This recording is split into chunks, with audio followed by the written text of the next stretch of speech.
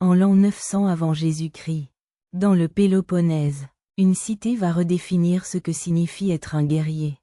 Sparte, un nom qui résonne encore aujourd'hui comme synonyme de discipline, de courage et de sacrifice absolu.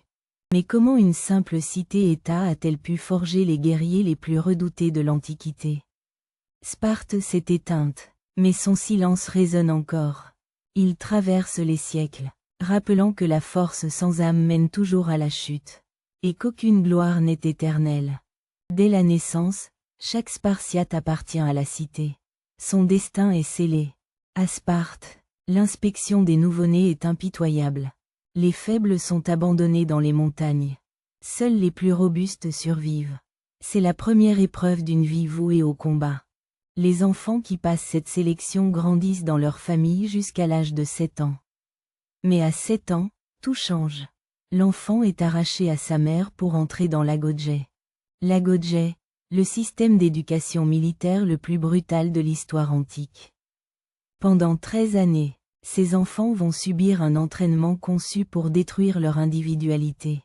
Ils dorment sur des lits de roseaux, marchent pieds nus, ne reçoivent qu'une seule tunique par an.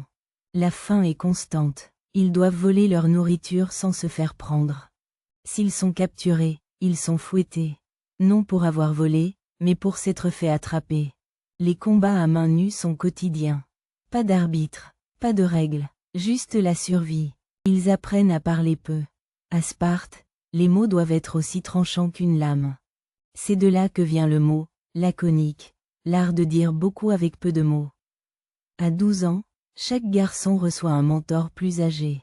Une relation cruciale pour sa formation. Ils apprennent la musique et la poésie guerrière. Sparte n'est pas que violence brute. Mais l'épreuve ultime les attend. La crypteia, la chasse aux esclaves. À 20 ans, les meilleurs sont choisis pour participer à la crypteia. Armés seulement d'un poignard, ils sont envoyés dans la campagne pour traquer les ilotes. Les ilotes, des esclaves grecs qui cultivent les terres spartiates et vivent dans la terreur. Chaque année, Sparte déclare la guerre aux ilotes. Le meurtre devient légal.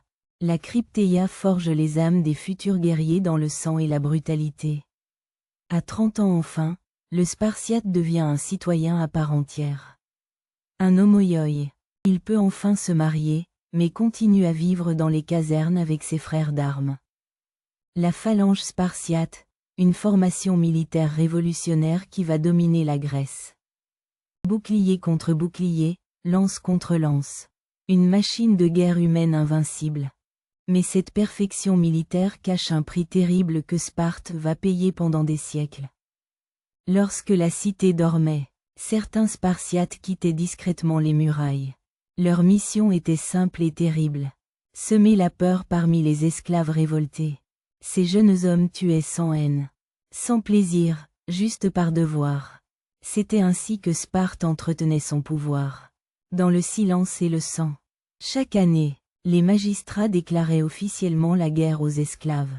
Un acte rituel, presque administratif. Pour justifier le meurtre, les jeunes tueurs pouvaient frapper sans remords. Protégés par la loi, la guerre n'était plus à la frontière, elle vivait dans les ruelles mêmes de Sparte. La première mort d'un Spartiate ne se faisait pas sur le champ de bataille. Elle se faisait dans l'ombre. Sans gloire, sans témoin, c'est là que le jeune homme apprenait la vraie obéissance. Tuer sans émotion, sans pitié. Les Spartiates vivaient entourés d'esclaves qui les dépassaient en nombre. Chaque regard, chaque silence pouvait cacher une révolte. Alors ils apprirent à voir la peur comme une arme, et à l'utiliser sans relâche. Ceux qui revenaient de la crypteia n'étaient plus des hommes. Ils étaient devenus les instruments parfaits de l'État, façonnés par la nuit et le sang. Leur regard ne tremblait plus, leur cœur non plus. À 30 ans, un homme spartiate obtenait enfin le droit de vivre hors des casernes. Mais la liberté n'était qu'une illusion. Il appartenait toujours à la cité, à la guerre. Même marié, il restait avant tout soldat. Les femmes de Sparte n'étaient pas soumises. Elles géraient les terres, les maisons, les héritages pendant que leurs maris combattaient. Elles étaient les gardiennes de l'ordre, aussi dures que les hommes qu'elles enfantaient. Le mariage spartiate ressemblait à un enlèvement. La femme, la tête rasée, attendait dans l'ombre. Le mari venait de nuit, accomplissait son devoir, puis repartait avant l'aube. Même l'amour était planifié pour éviter l'attachement. Chaque nouveau-né mâle portait le poids d'un serment ancien. Il ne vivait pas pour lui, mais pour la gloire de Sparte. Les parents n'élevaient pas des enfants, ils façonnaient des guerriers. Avant de partir à la guerre, une mère donnait à son fils son premier bouclier. Elle ne disait qu'une phrase. Reviens avec, ou sur lui. Ce n'était pas une bénédiction. C'était un ordre. Devenir citoyen à Sparte ne dépendait pas de la naissance, mais de l'endurance. Celui qui échouait à la Gauge restait un paria. Sans droit de vote, sans honneur, la citoyenneté se gagnait dans la sueur et dans le sang. Jamais par héritage. Les Spartiates apprenaient à parler peu et à écouter beaucoup. Leur langage était bref, sec, sans artifice. Un mot juste valait plus qu'un long discours. C'était une marque de force. Les statues de Dieu semblaient jalouser les corps des guerriers. Chaque Spartiate devenait une œuvre vivante d'équilibre et de puissance. La beauté n'était pas vanité, mais preuve de perfection physique et morale. La moindre faute, la moindre faiblesse, pouvait briser une carrière. Même les rois obéissaient aux lois. La discipline n'était pas imposée, elle était l'air qu'ils respiraient. Les repas spartiates étaient simples. Du pain noir, du vin, du sang de porc. Ils mangeaient ensemble, en silence, honorant la guerre même à table. La nourriture n'était pas plaisir, c'était carburant pour le devoir. Chaque génération devait prouver qu'elle valait la précédente. On testait les jeunes hommes dans des épreuves de force, d'endurance, de courage. Ceux qui cédaient étaient rayés du registre des citoyens.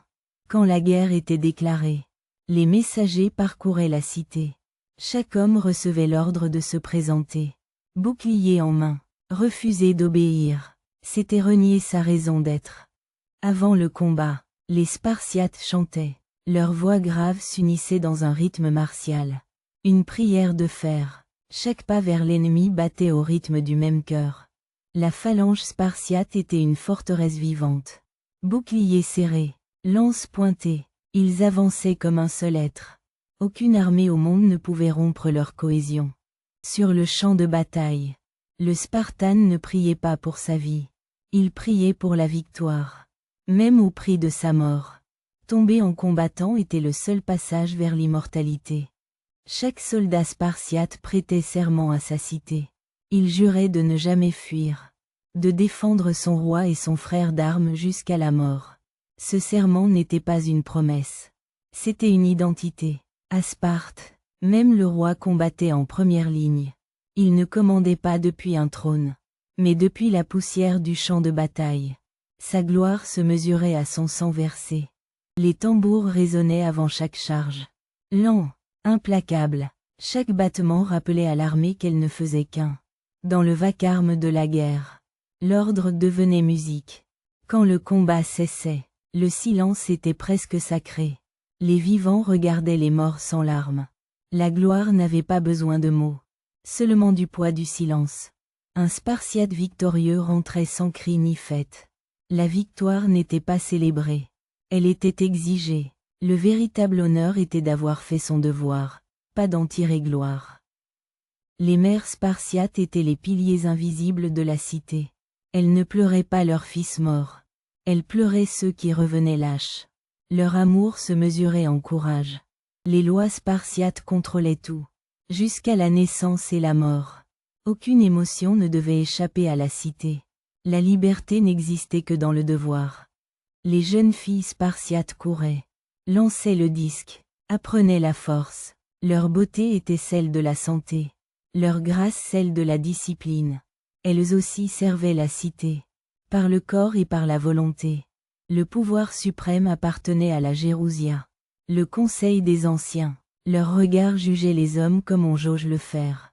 Froidement, ils décidaient du destin de la cité sans jamais lever une épée. Ainsi vivait Sparte, dans la force, le silence et la peur.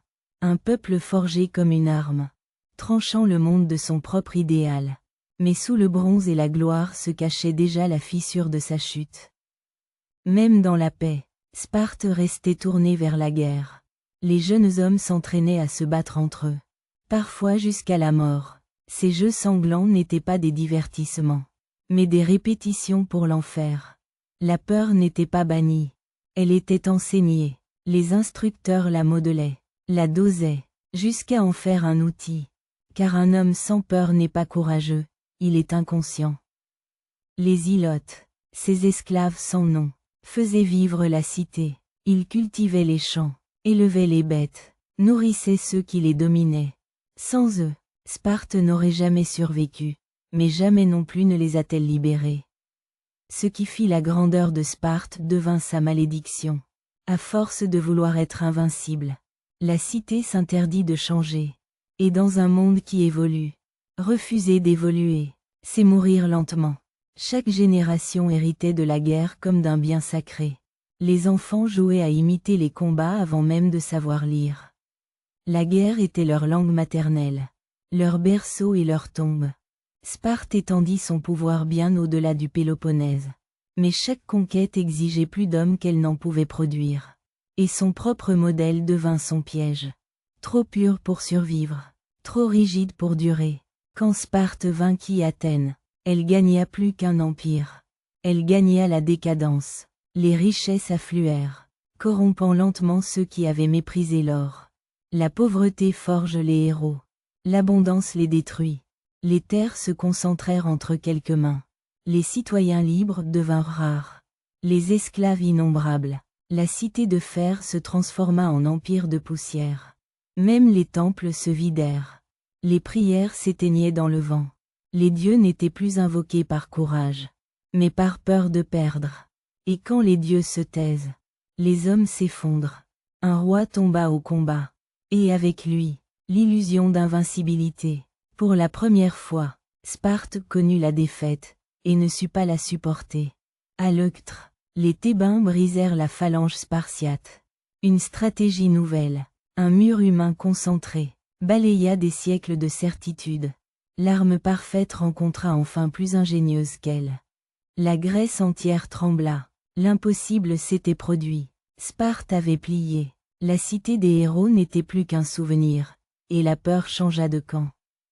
Les survivants rentrèrent sans chant ni bouclier. Le silence remplaça les hymnes. Le regard remplaça le cri.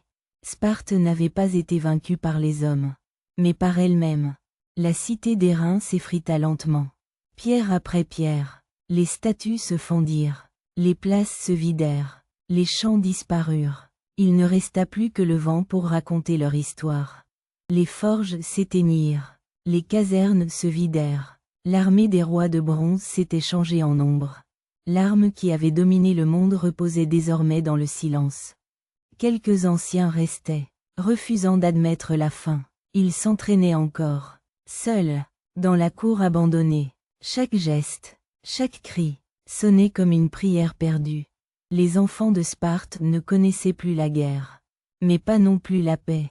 Ils grandissaient entre deux mondes, l'ancien qu'on leur racontait, et le nouveau qu'ils redoutaient. Quand Rome s'éleva, Sparte n'était déjà plus qu'un mythe. Les légions visitèrent ses ruines, curieuses d'y trouver des fantômes. Mais les fantômes, eux, étaient déjà ailleurs. Les Romains firent de Sparte un spectacle. Des gladiateurs y rejouaient les anciens rites. Pour le plaisir des foules, la cité des héros était devenue un théâtre. Pourtant, le nom de Sparte survécut. Chaque armée, chaque empire voulut en reprendre la rigueur et la gloire. Mais aucun ne sut en porter le poids. On dit qu'un vieux soldat conserva son bouclier jusqu'à la mort. Il n'avait plus de cité à défendre. Mais il refusait d'abandonner son serment. Le métal tenait encore, même si le monde s'effondrait. Aujourd'hui encore, le vent qui souffle sur les collines du Taïget semble porter les échos d'une langue disparue. Un murmure sec, austère, qui dit « Force et silence ». Le monde a changé, mais l'esprit spartiate reste. On le retrouve dans chaque serment, dans chaque regard prêt à mourir pour une idée. La guerre passe, la volonté demeure. Sparte voulait créer l'homme parfait, et y est presque parvenu. Mais la perfection n'a pas de place dans le monde des hommes. Car ce qui ne plie jamais finit toujours par se briser. Chaque civilisation cherche à dompter la faiblesse humaine. Mais Sparte nous rappelle que l'humanité, c'est aussi la faille, la tendresse, le doute. Sans eux, il ne reste que le fer, et le fer finit par rouiller. Leur sang a nourri l'histoire. Leur discipline a inspiré les siècles. Mais la mémoire de Sparte n'est pas un éloge, c'est un avertissement. Sous les pierres effondrées dorment encore les noms des rois et des soldats. Ils ne sont plus des légendes. Ils sont la terre même qu'ils ont défendue. Le temps a tout emporté. Sauf l'essentiel, la volonté, celle de se tenir debout.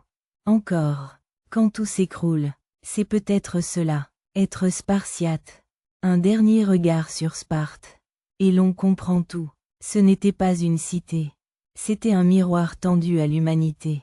Et dans ce miroir, chacun voit sa propre guerre.